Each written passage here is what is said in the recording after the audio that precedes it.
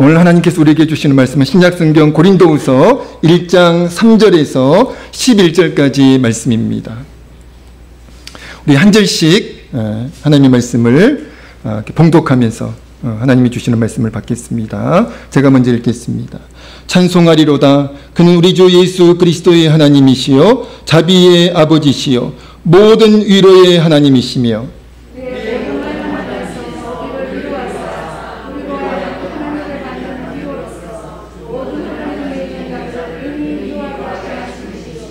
그리스도의 고난이 우리에게 넘친 것 같이 우리가 받는 위로도 그리스도로 말미암아 넘치는도다.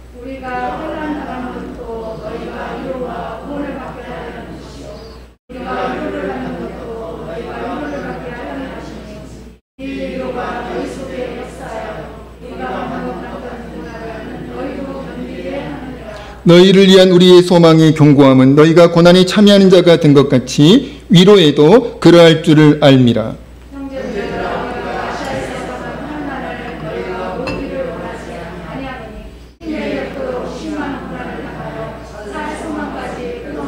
우리는 우리 자신이 사형 선고를 받은 줄 알았으니 이는 우리로 자기를 의지하지 말고 오직 죽은 자를 다시 살리시는 하나님만 의지하게 하심이라.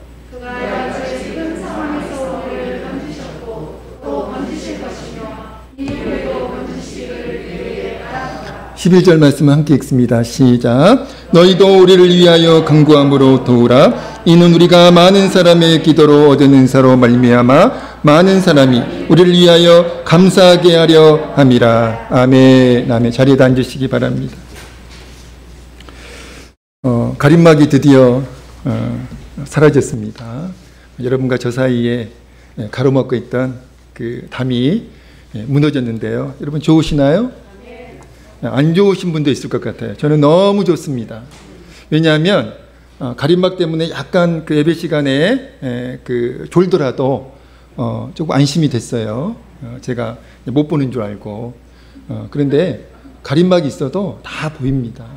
다 보여요. 여러분이 졸고 있는 모습, 딴짓하고 있는 모습, 제가 안 보는 것 같아도 다 보입니다. 그런데요, 가림막이 있어도 보이는데 지금 얼마나 더 잘 보일까요? 너무 좋습니다.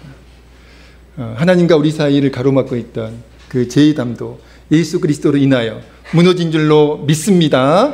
하나님과 우리 사이의 시간 막힌 담이 없어지기를 우리 주님의 이름으로 간절히 축원드립니다. 오늘 말씀 제목은 위로하시는 하나님인데요. 하나님께서 이 시간 방황하는 또 무기력한 우리의 영혼과 신앙을 회복시켜 주시기를 우리 주님의 이름으로 간절히 축원드립니다. 우리의 영혼과 신앙이 회복되기 위한 전제 조건이 있어요. 그 전제 조건이 무엇일까요? 우리를 사랑하시는 그 하나님의 놀라운 사랑, 우리를 사랑하시는 그 하나님의 위대한 사랑이 깨달아지고 믿어지는 것이 바로 그 전제 조건인 줄로 믿습니다. 여러분, 하나님의 사랑은 지식으로 알면 안 돼요. 하나님의 사랑은 반드시 깨달아져야 되고요. 하나님의 사랑은 반드시 믿어져야 합니다. 거기에서 참된 신앙은 시작이 되고요. 거기에서 하나님을 향한 우리의 진실한 신앙이 시작되는 줄로 믿습니다. 여러분, 하나님은 우리를 얼마나 사랑하실까요? 얼마나 사랑하시는 것 같습니까? 아주 조금 사랑하시는 것 같습니까? 아니에요. 하나님이 이렇게 말씀하십니다. 하나님이 세상을 이처럼 사랑하사 독생자를 주셨으니. 여러분, 이게 복음이거든요. 하나님이 세상을 이처럼 사랑하사. 저와 여러분을 사랑하셨는데 어느 정도로 사랑하셨다고요? 독생자를 주실 정도로.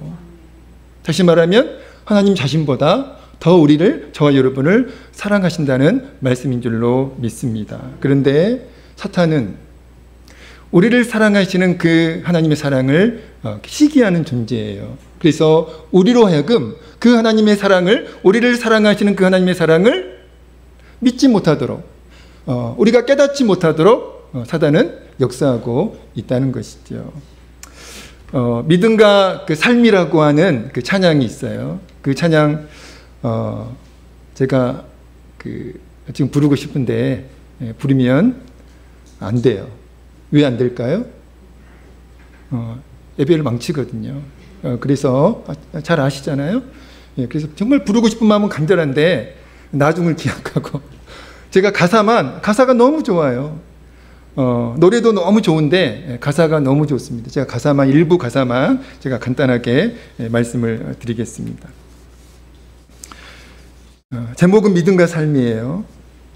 믿음과 삶을 살아내는 실력이 너무나 다른 내 모습을 볼 때에 이 모습도 주가 사랑하실까?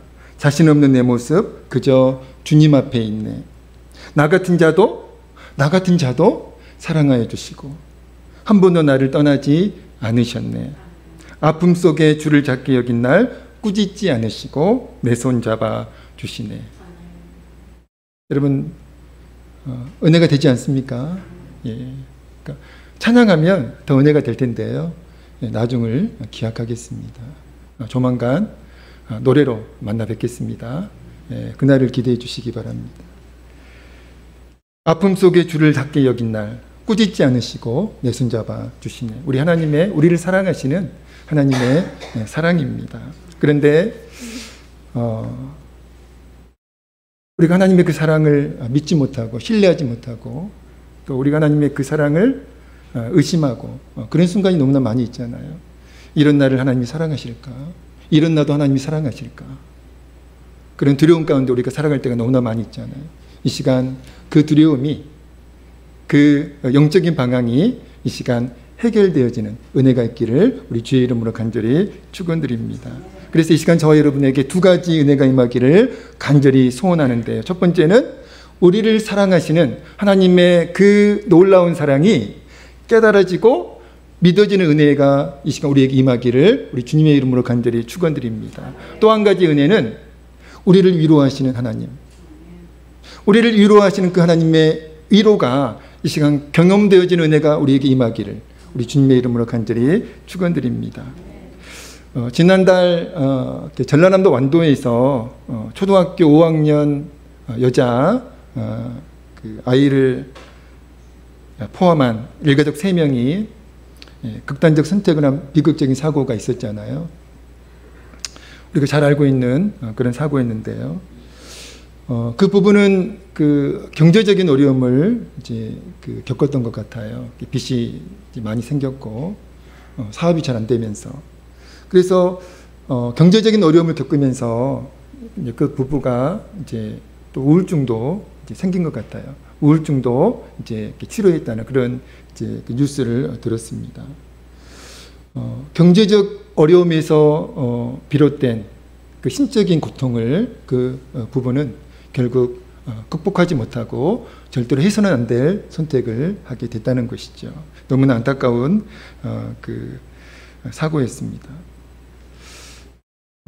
제가 아주 오래전에 제가 책에서 읽었는지 아니면 누군가에게 뭐 들어서 제가 알고 있는지는 모르겠지만 아주 오래전에 제가 그 접한 사연이에요. 근데 아직도 제 뇌리에 너무나 생생하게 남아 있습니다. 어떤 사연이었냐면 예배를 드리고 이제 목사님 예배를 인도하시고 이제 그 설교를 하신 그 목사님께서 예배 후에 이제 극단적인 선택을 하신 거예요. 근데 이제 이유가 이제 예배가 끝나고 사모님께 설교 때문에 타박을 받으신 거예요. 그래서 그게 너무 이제 그것 때문에 이제 하면 안 될 선택을 하셨는데요. 이제 비하인드 스토리는 이렇습니다. 이제 그 목사님은 교회학교 사역을 오래 하신 분이기 때문에 그 설교 스타일이 이제 아이들 설교 스타일인 거예요. 아이들을 대상으로 한 이제 그 설교 스타일인 거예요. 근데 작년 목회를 하면서도 설교 스타일이 안 고쳐졌던 것 같아요. 그러니까 이제 성도님들이 그것 때문에 이제 목사님의 그 설교 스타일을 좀 이제 비난하고 이제 그랬었던 것 같아요. 그러니까 그 목사님도 잘 알고 계시죠. 그 누구보다도 성도님들이 비난하지 않아도 이미 그 목사님은 본인의 이제 상황을 잘 알고 계세요. 그래서 그것 때문에 이제 그게 스트레스가 됐고 이제 큰 신적인 압박, 고통으로 작용을 했는데요. 이제 그 사모님이 이제 설교 끝나고 사모님이 그것 때문에 타박을 하시니까 그때 이제 목사님의 마음이 완전히 무너지셨던 것 같아요. 그래서 해서는 안 될 선택을 이제 하셨는데요. 아직도 아주 오래전에 들은 이제 얘기인데 아직도 제 기억에 생생합니다.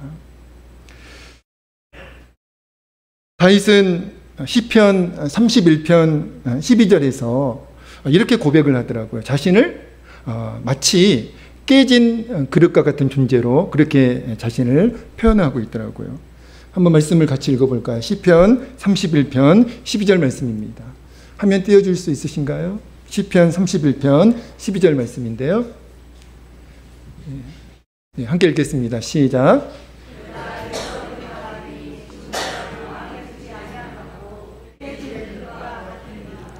여러분, 자신을 아름다운 그릇이 아니라 어떤 그릇으로 표현하고 있어요? 다윗이 깨진 그릇으로. 여러분, 깨진 그릇 어떤 그릇입니까? 여러분, 정말 그 깨진 그릇 그 존귀하게 여겨지던가요? 여러분, 그 깨진 그릇에 반찬 담아서 드실 수 있으세요? 아니잖아요. 깨진 그릇 어떻게 해야 됩니까? 버려야죠. 버려야죠. 여러분, 그때 다윗의 그 심정이 그랬던 것 같아요. 자신을 깨진 그릇과 같은 그런 존재로 그렇게 표현을 하고 있는데요. 인생의 가장 밑바닥에 주저앉아 있는 것 같은 자신을 그렇게 표현한 것입니다. 여러분, 자존감이 느껴지시나요? 자존감이 완전히 바닥인 상태, 그 상태를 지금 다윗은 깨진 그릇으로 그렇게 표현하고 있는 것입니다.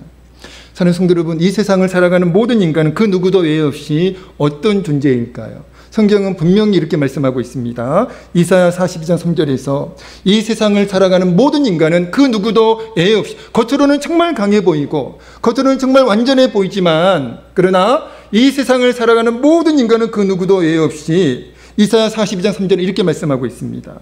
상한 갈대와 같고 꺼져가는 심지어 같은 존재라고 그렇게 말씀하고 있어요.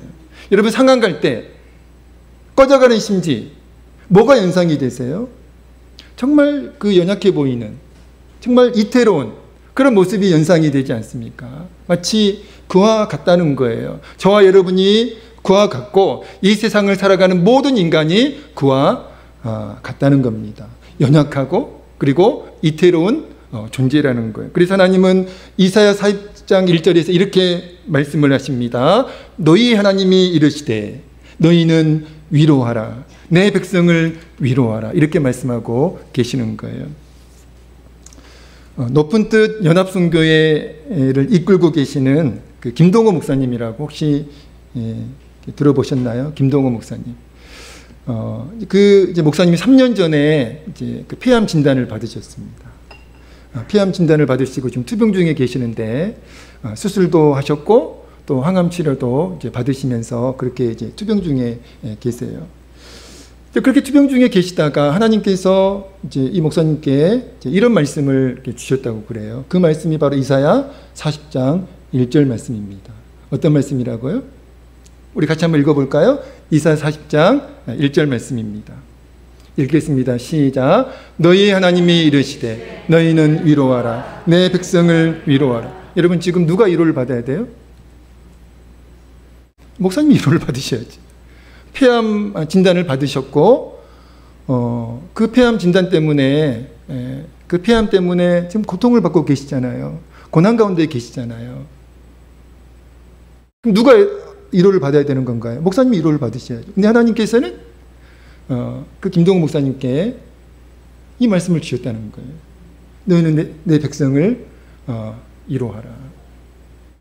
목사님이 그때 하나님은 당신의 백성을 위로하기를 간절히, 너무나 간절히 원하시는 하나님이라는 사실을 그때 깨달으셨다고 합니다. 사랑하는 성도 여러분, 그렇습니다. 우리 하나님은 어떤 하나님이라고요? 위로의 하나님, 위로하신 하나님. 지금 이 시간에도 우리의 모든 사정을 다 하시는 우리 하나님께서 우리의 형편도 하시고 우리의 처지도 하시고 우리의 아픔도 하시고 우리의 어려움도 하신 하나님께서, 우리의 영적 수준도 하신 하나님께서 우리를 위로하기를 정말로 간절히 원하시는 하나님이심을 믿습니다. 이 시간 그 위로의 하나님 꼭 만나시고 그 위로의 하나님을 경험하고 돌아가는 여러분 되시기를 우리 주님의 이름으로 간절히 축원드립니다. 만약에 아까와 같이 그렇게 극단적 선택을 하신 분들이 누군가로부터 따뜻한 위로와 격려를 받으셨다면 여러분 결과는 달라지지 않았을까요? 근데 그 누군가로부터 그 위로를 경험하지 못한 거예요. 따뜻한 격려를 경험하지 못한 거예요. 받지 못한 거예요. 여러분 그 목사님 우리가 감히 비난할 수 있을까요? 아니 목사님이 그런 것도 견디지 못하시고 감당하지 못하시고 그런 선택을 하시는데 여러분 우리가 그렇게 비난할 수 있을까요? 물론 해서는 안 될 선택을 하셨지만 그러나 얼마나 힘드셨으면 얼마나 그 위로를 받지 못하셨으면 세상에 나 혼자인 것 같고 세상 모든 사람들로부터 버림받을 것 같은 그런 상황에서 얼마나 그 마음이 힘드셨겠어요. 특히 그분들이 살아계신 하나님의 위로를 경험했다면 저는 믿습니다. 저는 확신해요. 정말 아무리 상황이 어려워도 아무리 고난이 커도 그때 그 순간에 살아계신 하나님의 위로를 경험한다면 그 고난, 그 어려움, 그 시련 능히 극복하게 될 줄로 믿습니다. 저는 제 스스로 제가 정말 많이 부족한 사람이라는 사실을 너무나 잘 알고 있습니다. 제가 자주 말씀드리잖아요. 목사님 문제가 많아요? 이렇게 말씀하지 않아도 제 스스로 너무나 잘 알고 있습니다. 제가 얼마나 연약한 사람인지를 얼마나 부족한 사람인지를 제 스스로 날마다 잘 인식하고 있고요. 그리고 너무나 잘 알고 있습니다. 자, 그럼에도 불구하고 여전히 제가 이렇게 문제가 많고 이렇게 흠이 많고 이렇게 부족함이 큰 제가 그럼에도 불구하고 여전히 지금 목사의 삶을 살아갈 수 있는 이유가 무엇일까요? 이유가 무엇일까요? 여러분 보기에 제가 그 멘탈이 굉장히 강해 보이시나요? 어떻습니까? 여러분 보기에 제가 의지가 정말 강해 보이시나요? 우리 김경희 군사님 어떻습니까? 우리 김경희 군사님 어제 제가 어제 잠깐 교제하는 시간이 있었는데 제가 주일학교 때 제가 그때 제가 출석했던 교회 주일학교를 그 분위기를 망친 주범이었고 제가 얼마나 큰 악당이었는지 모른다고 그렇게 제가 얘기를 했더니 우리 군사님이 안 믿으시더라고요. 에이 목사님 그런 분 아니었을 것 같아요. 그러나 실제로 그랬습니다. 정말 제가 당시 출석했던 그 교회 그 분위기를 그 망치는 그 1순위였고요. 정말 악당이었어요. 악당 중에 악당이었습니다. 여러분 제가 의지가 강해 보이고 또 멘탈이 강해 보이나요?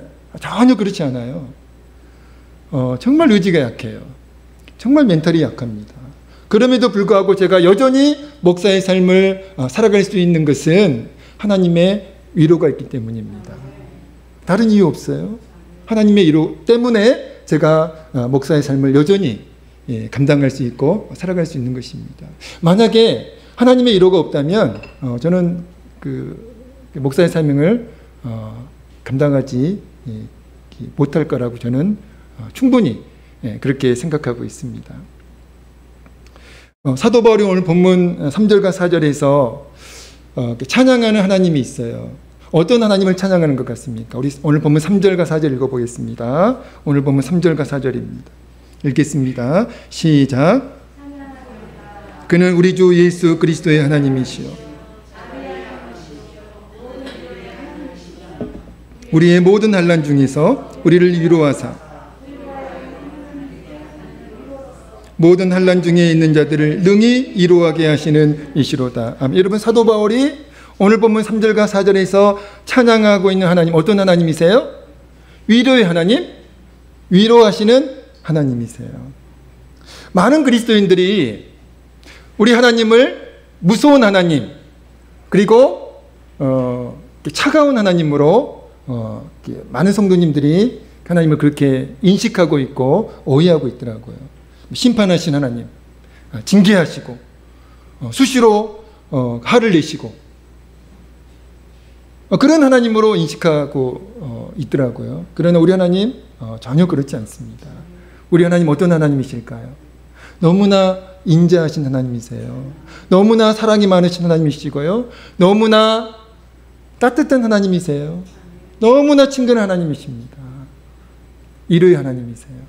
여러분 그 하나님을 믿으셔야 되고 그 하나님을 경험하셔야 됩니다. 열왕기상 19장 1절에서 8절까지의 말씀, 우리가 잘 아는 말씀이에요. 엘리야가, 그 위대한 선지자, 그 엘리야 선지자가 갈멜산에서 그 우상을 숭배하는 그 850명의 거짓 선지자들과의 싸움에서 승리하잖아요. 그리고 그 850명을 다 이제 죽이잖아요. 위대한 승리를 엘리야 선지자가 경험합니다. 그런데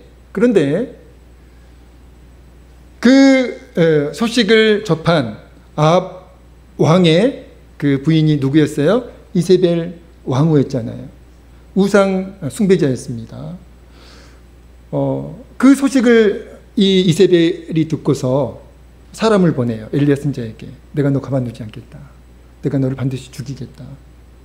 여러분 850명과의 싸움에서 이긴 위대한 선지자예요. 그런데 그 여인의 말 한마디에 엘리야 선지자의 마음이 무너집니다. 급격히 무너져요. 그리고 어디로 도망을 칩니까? 광야로 도망을 칩니다. 좀 이상하잖아요. 아니 여인의 말 한마디에 뭐가 무서워서 마음이 무너져가지고 그렇게 급히 걸음아 나 살려라고 광야로 도망을 쳤을까? 이것이 인간의 모습입니다. 인간의 실존이에요. 저와 여러분들 예가 아니라는 것이죠. 그리고 그 로뎀나무 아래에 쭈그리고 앉아서 하나님 죽여달라고, 살고 싶지 않습니다. 죽여달라고. 여러분 그 엘리야의 모습. 자, 하나님께서 나타나셔서 어떻게 하셔야 그 우리의 상식에 맞나요? 자, 하나님이 나타나셔가지고 엘리에게 나타나셔가지고 어떻게 하셔야 그 우리의 상식에 맞는 거예요? 야, 이 믿음 없는 놈아, 나가 죽어라. 여러분 이게 우리 상식에 맞잖아요. 우리 이치에 맞잖아요. 그러나 여러분 너무나 믿음 없는 모습이잖아요. 그런데 우리 하나님은 천사를 보내셔서 조금도 타박하지 않으시고 조금도 비난하지 않으시고 천사를 보내셔서 음식을 먹게 하잖아요. 그리고 엘리야 선지자를 위로하십니다. 여러분 이게 우리 하나님의 진짜 모습이에요. 여러분 요한복음 21장 그 말씀은 한번 집에 가셔서, 제가 숙제를 내면 여러분들 숙제를 잘 안 하시더라고요. 왜 그러시나요? 오늘은 꼭 숙제하세요.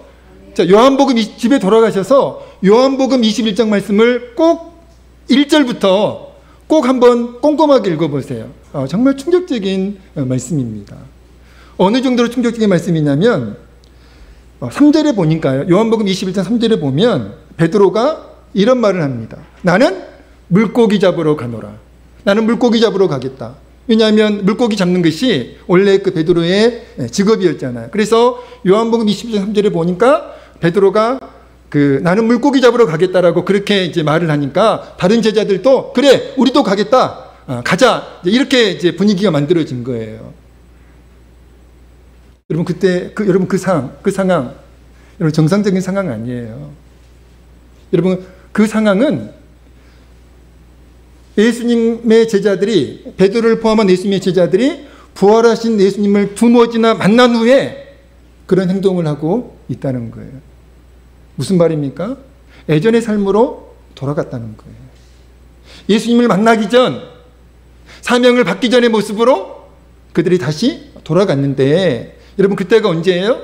부활하신 예수님을 2번이나 만난 후에 그렇게 과거의 모습으로 돌아갔다는 겁니다. 그렇게 예전의 삶으로 돌아가서 밤새 열심히 고기를 잡아요. 우리가 잘 알고 있는 것 같이 밤새 고기를 잡습니다. 그런데 여러분 갈릴리 바다에 그 능숙한 제자들이잖아요. 어디에 고기가 있고 몇 시에 가면 고기가 있고 이걸 잘 알고 있는 제자들인데 밤새 고기를 잡았는데도 불구하고 단 한 마리도 물고기를 잡지 못했습니다. 여러분 우연인가요? 우연일까요? 우연 아니에요. 하나님께서 물고기를 못 잡게 한 거예요. 물고기를 다 쫓으신 거예요. 예수님이 나타나십니다. 그리고 배 오른편에 그물을 던져라, 그렇게 말씀을 하시죠.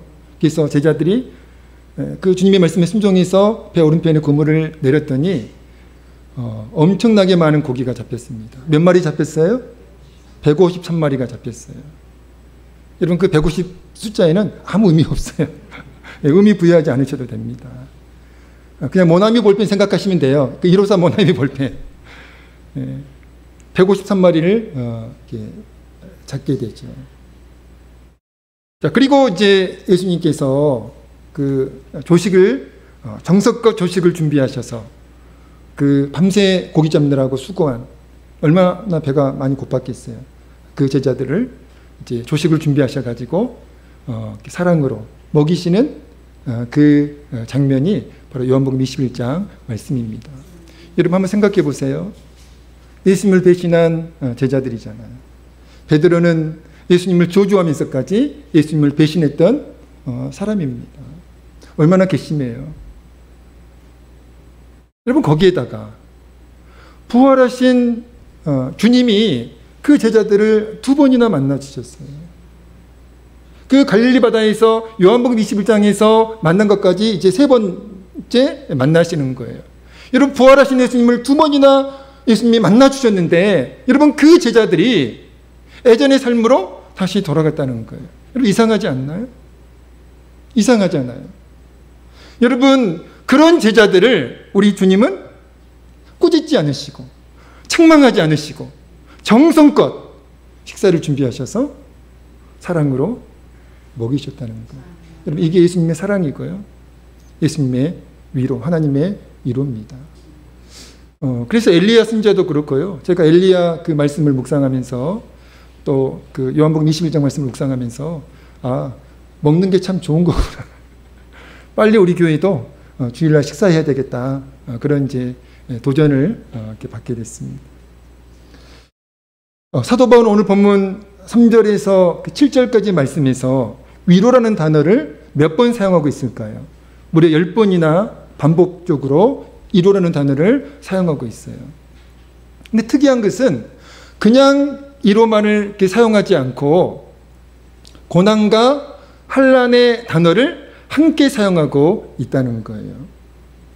사도 바울이 왜 위로라는 단어를 10번이나 반복적으로 사용하면서 고난과 환난을 같이 병용해서 사용을 했을까요? 사도 바울은 사도가 되어서 주님께 그 사도로 부름을 받고 그때부터 사도 바울은 크고 작은 고난을 무수히 겪게 됩니다.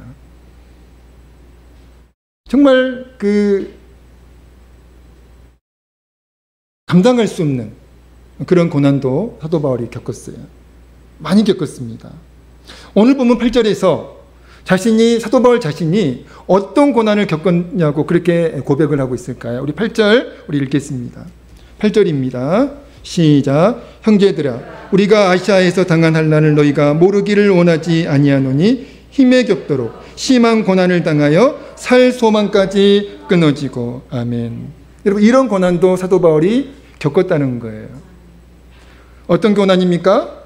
힘에 겹도록 심한 고난, 심지어 살 소망까지 끊어질 정도의 그런 고난을 사도 바울이 겪었다라고 그렇게 말씀하고 있습니다. 여러분, 이 고난은 그 아시아에서 당한 환난이라고 그렇게 사도 바울이 말씀을 하고 있어서 구체적으로 어떤 고난이었는지는 오늘 본문을 통해서는 정확히 알 수가 없어요. 그러나 이렇게 추론을 할 수가 있습니다. 3차 전도 여행 때 에베소에서 복음을 전하다가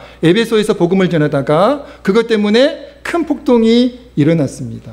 그래서 그 폭동으로 인해 가지고 사도 바울이 죽을 뻔한 그런 상황에 처한 적이 있었거든요. 그래서 그때의 상황을 지금 말씀하고 있는 것 같아요. 여러분, 그때의 상황은 살 소망이 전혀 없었던, 이제 그 죽음만을 기다려야 되는 그런 상황이었거든요. 살 소망은 전혀, 살 희망은 전혀 존재하지 않았던 그 상황, 그것을 사도 바울이 지금 말씀하고 있습니다. 제가 새벽 기도의 시간에 사도 바울이 겪었던 이 고난을 이렇게 제가 표현을 했어요.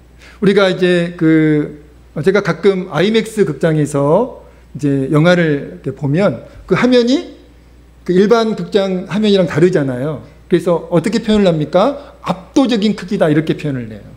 압도적 크기다. 그 사도 바울이 겪었던 오늘 본문 8절에서 고백하고 있는 그 고난은 그 사소한 고난이 아니었어요. 압도적인 스케일, 압도적인 스케일의 고난을 사도 바울이 겪은 겁니다. 그런데 여러분, 사도 바울이 어떻게 그런 고난을, 그런 고통을 사도 바울이 감당할 수 있었을까요? 어떻게 견디고 어떻게 극복할 수 있었을까요? 바로 하나님의 위로 때문이었다고 사도 바울은 오늘 본문에서 그렇게 말씀하고 있습니다. 하나님의 위로가 있었기 때문에 내 힘으로 도저히 감당할 수 없는 그 극한의 고난 속에서도 내가 그 고난에 굴복하지 않고 그 고난을 극복할 수 있었던 것은 바로 그 시간에, 그 순간에 하나님의 위로가 있었기 때문이라고 사도 바울은 그렇게 고백하고 있는 것입니다. 여러분 꼭 기억하십시오. 우리가 고난을 당할 때, 우리가 어려움을 겪을 때 여러분 그 현장에 누가 계세요? 하나님이 함께 계십니다. 그리고 우리를 위로하세요. 우리 혼자 그 고난을 겪도록 우리 하나님 외면하시고 모른 척 하시는 하나님이 아니세요. 우리가 당하는 어려움이 작은 어려움이라고 할지라도 하나님은 그 시간에 함께 하십니다. 그리고 그 시간에 우리를 위로해 주세요. 하나님의 그 위로로 우리가 그 어려움을 잘 극복할 수 있도록, 잘 이길 수 있도록 하나님께서 우리를 위로하시고 우리에게 힘을 주시는 하나님이심을 오늘 사도 바울은 본문에서 우리에게 말씀해 주고 있다는 거예요. 지난 목요일 생명이상 큐티 하셨나요? 큐티 하셨나요? 안 하셨죠?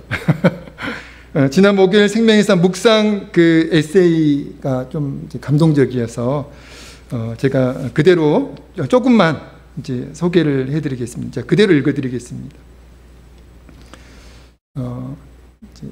최성은 목사님이라고 하는 이제 목사님께서 이제 쓰신 책에 있는 내용이에요. 하늘문을 여는 기도라고 하는 그 책에 있는 내용을 이제 묵상 에세이에서 소개했는데 이런 글이에요. 10여 년 전에 이민교회 목회를 할 때 친구 목사를 잃은 적이 있습니다. 그 목사님은 이제 간질이 있었던 것 같아요. 그는 평소 간질을 앓았는데 갑자기 발작이 일어나 심장마비로 세상을 떠났습니다. 곁에 누군가 한 사람이라도 있어서 조치를 취했다면 죽음에 이르지 않았을 텐데 안타깝게도 사모님은 당시 심장 판막 수술을 위해 병원에 입원한 상태였습니다. 또 당시 자녀는 지적 장애를 앓고 있었습니다. 여러분 어떤 상태예요? 최악의 상태 아닙니까? 최악의 상황이잖아요. 그 친구 목사님은 간질을 앓고 있었고 또 사모님은 심장병이 있었고 자녀는 지적 장애가 있었고 여러분 최악의 고난이잖아요. 최악의 상황 아닙니까? 이런 압도적 스케일의 고난 아니에요? 자, 그 다음 말씀이 이거예요. 하지만 이것이야말로 최악의 상황이 아닙니까? 하지만 그들은 절망하며 스스로 목숨을 끊지도 하나님을 원망하거나 떠나지도 않았습니다. 그 고난 속에서, 그 압도적 고난 속에서, 그 압도적 스케일의 고난 속에서도 하나님을 깊이 만남으로 도리어 다른 사람들을 위로하는 삶을 살았습니다. 사랑하는 성도 여러분, 그리스도인에게, 하나님의 사람들에게 고난과 시련은 살아계신 하나님을 깊이 만날 수 있는 기회인 줄로 믿습니다. 그러나 모든 그리스도인이 고난과 시련의 때 하나님을 깊이 만나는 것이 아니더라고요. 시련과 고난의 때 하나님의 위로를 모든 그리스도인이 다 경험하는 것이 아니더라고요. 오히려 어떤 성도님들은 그 고난 때문에, 그 시련 때문에 하나님을 원망하고 하나님이 살아계시면 어떻게 이런 일이 나에게 일어날 수 있냐고 하나님을 원망하고 또 하나님을 배척하게 되는, 하나님을 떠나게 되는, 신앙을 버리게 되는 그런 동기로 고난과 시련이 작용을 하는 경우도 많이 있더라고요. 자, 그렇다면 저와 여러분이 고난과 시련의 때 무엇을 해야 할까요? 무엇을 해야 우리가 그 고난과 시련의 때 살아계신 하나님을 깊이 만날 수 있을까요? 그때 우리가 어떻게 살아계신 하나님의 그 위로하심을 경험할 수 있을까요? 사도 바울은 오늘 본문 9절에서 이렇게 말씀하고 있습니다. 9절 읽겠습니다. 9절입니다. 시작. 우리는 사형 선고를 받은 줄 알았으니 오직 죽은 자를 다시 살리시는 하나님만 의지하게 하심이라. 아멘, 아멘. 하나님만 의지하게 하심이라. 여러분, 시련의 때, 고난의 시간에 여러분, 하나님의 사람들은 고민만 하고 있으면 안 됩니다. 고난의 때, 시련의 시간에 하나님의 사람들은 무엇을 해야 할까요? 하나님이 살아계심을 믿는다면 그 하나님께서 나를 사랑하시고 그 하나님께서 나와 함께 하심을 믿는다면 여러분, 고난의 때 하나님을 의지하셔야죠. 여러분, 하나님의 사람들에게 고난과 시련은 하나님의 사랑으로 초청하시는, 하나님의 위로로 초대하시는 하나님의 초청장인 줄로 믿습니다. 사무엘 선지자 어머니가 한나잖아요. 그 한나가 자식이 없어서 큰 고통을 당했잖아요. 여러분, 자식이 없어서 큰 고통을 당할 때 한나가 무엇을 했을까요? 사무엘상 1장 10절에 이렇게 말씀하고 있습니다. 한나가 마음이 괴로워서, 심적인 그 고통이 있을 때, 너무나 그 마음이 힘든 그 상태에 있을 때 여러분, 한나가 무엇을 했을까요? 한나가 마음이 괴로워서 여호와께 기도하고 통곡하며 이렇게 말씀하고 있습니다. 한나는 그때 그 고난의 시간에 고민만 하지 않았어요. 원망만 하지 않았습니다. 그때 하나님을 의지했어요. 하나님 살려달라고, 하나님 도와달라고, 하나님 불쌍히 여겨달라고. 여러분, 우리가 그때 할 수 있는 일이 무엇이 있을까요? 내 힘으로 아무것도 할 수 없는 그 고난의 시간에 나를 도와줄 사람이 아무도 없는 것 같은, 나를 위로해 줄 수 있는 사람이 한 명도 없는 것 같은 그 상황에서 우리가 무엇을 해야 될까요? 하나님을 의지해야죠. 여러분, 그때 하나님을 만날 수 있습니다. 그때 하나님의 위로를 경험할 수 있어요. 우리가 언제 하나님을 만날 수 있을까요? 생생하게. 우리가 언제 하나님의 위로를 정말 리얼하게 경험할 수 있을까요? 여러분, 그때 아닙니까? 고난의 때, 그 시련의 시간에 우리가 하나님을 의지할 때, 하나님 불쌍히 여겨달라고 하나님께 기도할 때, 여러분, 그때 아닙니까? 우리가 예배 시간에 정말 힘든 순간에 정말 교회 갈까? 예배 갈까? 고민하다가 그래 가자. 어쩔 수 없이 교회에 나와서 힘없는 목소리로 겨우 하나님을 찬양할 때, 그래도 하나님을 찬양해야지, 그래도 기도해야지, 그때 하나님을 그 연약한 믿음으로, 그 연약한 목소리로 하나님께 기도하고 하나님을 찬양하고, 연약한 믿음이지만 간절히 사모하면서 하나님의 말씀을 들을 때, 여러분, 그때 우리가 하나님의 위로를 경험할 수 있는 것 아닐까요? 그때 우리를 만나주시는 하나님을 경험하는 것 아닐까요? 하나는 그랬다는 거예요. 불쌍히 여겨달라고, 살려달라고. 결국 한나는 그때 하나님의 위로를 경험하게 됩니다. 그리고 하나님의 역사하심을 체험하게 되잖아요. 위대한 선지자 사무엘의 어머니로 성경에 기록됩니다. 사랑하는 성도 여러분, 저와 여러분이 하나님을 의지할 때, 저와 여러분이 하나님을 의지할 때, 내 힘으로 아무것도 할 수 없는 그 고난의 때 우리가 하나님을 의지하게 되면 큰 믿음이 아니어도 괜찮아요. 여러분, 우리가 꼭 1시간 기도하고 그래야 좋은 믿음 아닙니다. 하나님 살려달라고, 하나님 불쌍히 여겨달라고, 짧은 그 한마디 기도가 하나님의 마음을 움직일 수 있다는 거예요. 우리가 하나님을 의지할 때 반드시 하나님의 위로를, 살아계신 하나님의 위로를 경험하게 될 줄로 믿습니다. 그리고 그 하나님의 위로가 있어야 우리가 정말 하나님께 진실한 신앙인으로 살아가게 될 줄로 믿습니다. 하나님의 위로가 고난과 시련을 극복할 힘과 능력이 되어지는 줄로 믿습니다. 바라기는 이 시간 우리를 위로하시는, 내가 너 사랑해, 내가 너와 함께하고 있어, 걱정하지 마, 내가 너 도와줄게, 힘내라고 말씀하시는, 위로하시는 그 하나님의 위로를 꼭 경험하고 돌아가시기를 우리 주의 이름으로 간절히 축원드립니다. 기도하겠습니다. 하나님 아버지, 하나님은 살아계신 하나님이시고 또 우리를 사랑하신 하나님이시며 우리를 위로하신 하나님이심을 믿습니다. 하나님 아버지, 시련과 고난의 때 낙심만 하지 말고 고민만 하지 말고 살아계신 하나님께 나아가 하나님께 살려달라고, 하나님께 도와달라고, 불쌍히 여겨달라고 하나님을 의지하는 우리가 되어줄 수 있도록, 또 우리가 찬양할 때, 기도할 때, 말씀 들을 때 우리를 만나주시는, 우리를 위로하신 하나님을 경험할 수 있도록 하나님 역사해 주시고 은혜를 베풀어 주시옵소서. 예수님의 이름으로 간절히 기도하옵나이다. 아멘. 아멘.